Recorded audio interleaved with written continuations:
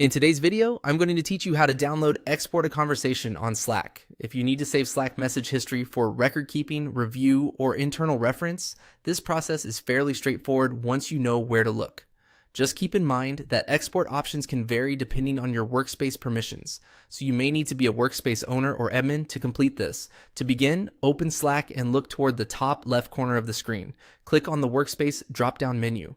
This is where Slack keeps many of the broader workspace level options separate from your everyday channel and message tools. Once that menu opens, move down and click on Tools and Settings. This section groups together the administrative and workspace management options you'll need for exporting data. From there, click on Workspace Settings. Slack will open the settings area for your workspace, usually in a browser window. This is where you can manage configuration options that apply to the workspace as a whole.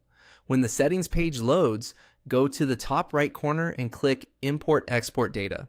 This is the area Slack uses for moving information in and out of a workspace. If you don't see this option, that usually means your current account doesn't have the required level of access. Next, click on Export. This will take you to the Export section where you can define what data you want to download. Now click on the Export Date Range drop-down menu. This lets you control the time period included in the export file. Choosing the right date range is helpful if you only need a specific conversation and window and want to avoid downloading more data than necessary. After that, choose your date range. Take a moment here to make sure it matches the time period you want to capture. Being precise at this stage can save time later when reviewing the exported content. Once everything looks correct, click Start Export. Slack will begin preparing the export based on the date range you selected. Depending on the amount of data in the workspace, this may take a little time, so be patient while the file is generated.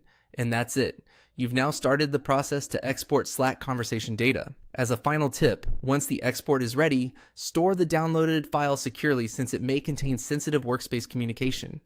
If you're following this for compliance or documentation purposes, it's also a good idea to double check the selected date range before finalizing the export.